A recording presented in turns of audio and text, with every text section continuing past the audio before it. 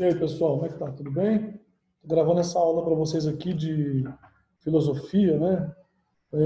Falando para vocês a respeito, dando continuidade na nossa aula da questão do pensamento filosófico com relação a Kierkegaard. Nós terminamos nas aulas anteriores um pouco sobre Kierkegaard, também falando sobre existencialismo.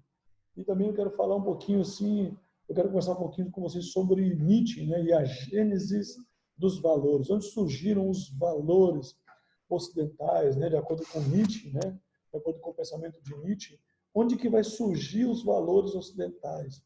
Nós vimos que Kierkegaard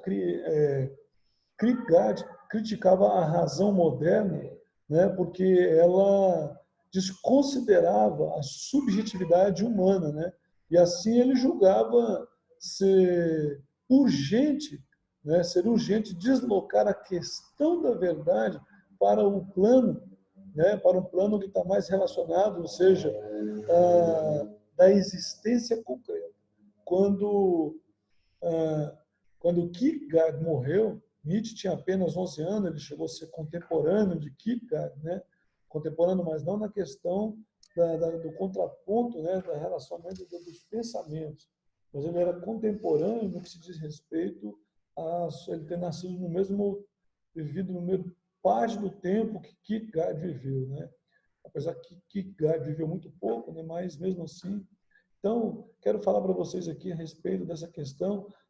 Ele foi um feroz, ele foi um crítico ah, de valores ocidentais, na sociedade ocidental, muito feroz. Ele questionava os pilares que sustentavam, né, a concepção da natureza humana, os valores morais, a ideia de Deus. Então, o filósofo suspeitava dos fundamentos do próprio conhecimento racional, né? Pois ele ele, ele trouxe essa crítica, né? Ele trouxe essa crítica porque, como ele propunha, não, mas apenas, não como apenas ele propunha, mas apenas atribuir sentidos, né? Aí nós temos lá a questão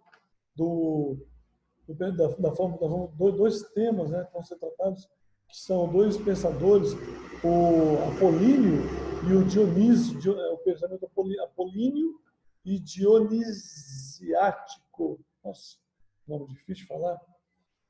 Em Nascimento da Tragédia, né, de 1872, Nietzsche interpreta de maneira muito peculiar o surgimento do pensamento racional na Grécia. Ele faz uma interpretação bem particular mesmo, não nada tão acadêmico, mas bem particular. Ele faz uma interpretação bem particular desse pensamento, onde ele fala da seguinte forma. O que ele faz? Ele fala o seguinte, que, segundo ele, ao instaurar o império da razão, Sócrates e Platão teriam esquecido, ou seja, teriam enfraquecido, né? Se você pensar de forma mais concreta, teriam enfraquecido, né? Degenerado a força ativa e afirmativa dos rituais místicos das tragédias da música grega, que eram verdadeiras expressões da alma naquela cultura, né? Naquela cultura instaurada, né? Elas representavam a unidade entre o pensamento e a vida, entre o ser humano e a natureza.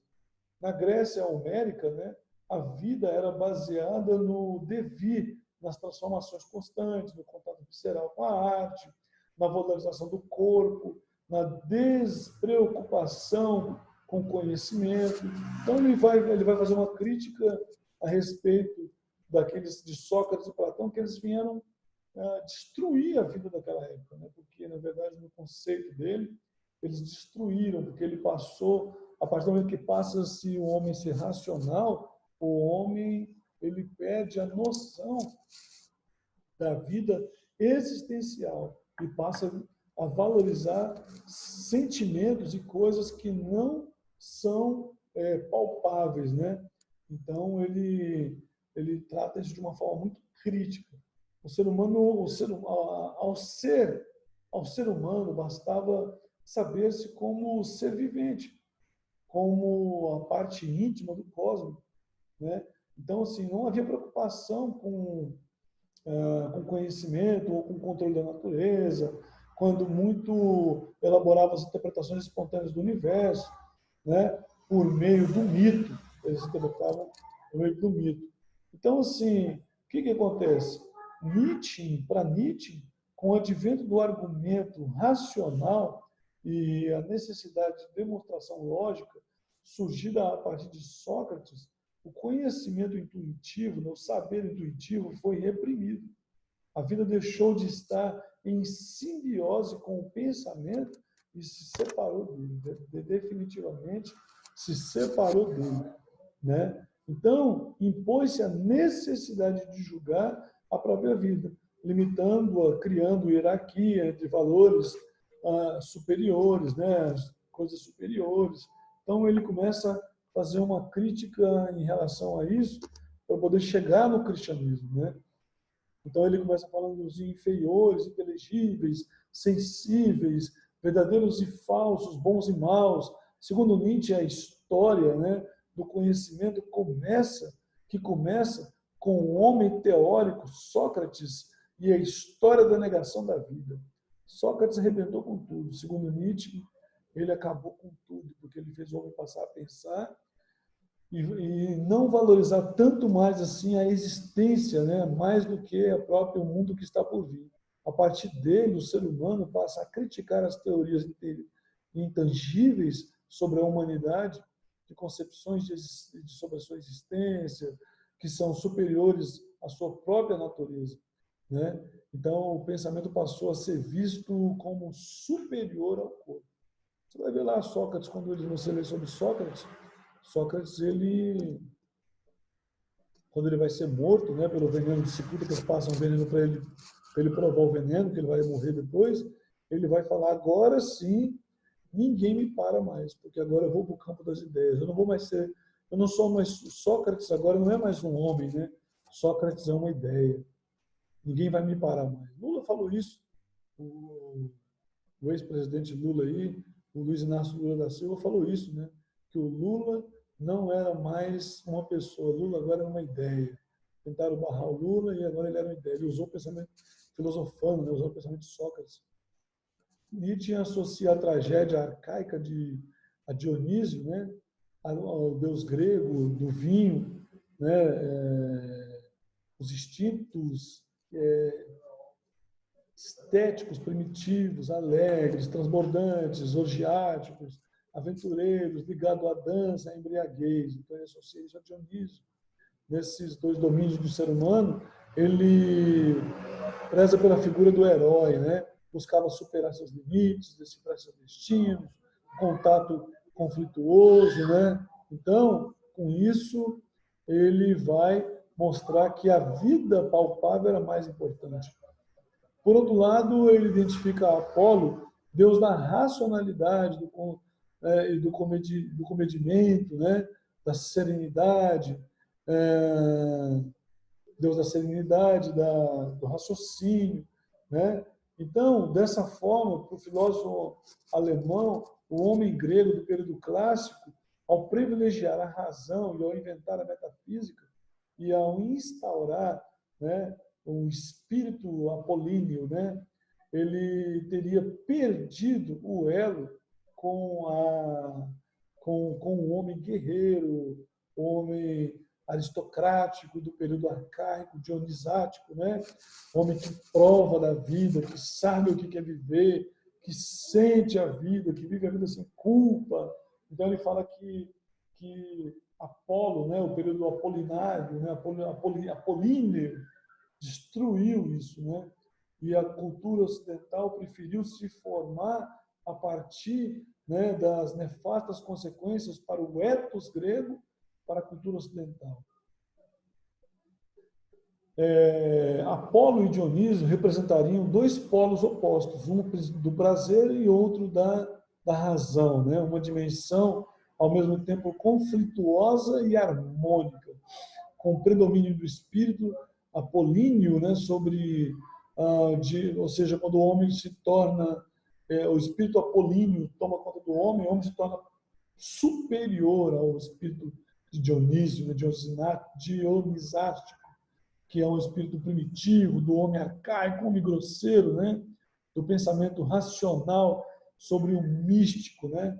Então, a filosofia clássica ancorou-se em postulados baseados em verdades ficcionais, né? Que cerceavam de energia criativa do ser humano e tornavam-se escravos de uma moral de rebanho. Então, Nietzsche faz uma crítica profunda a essa forma de pensar e essa forma de ser, né?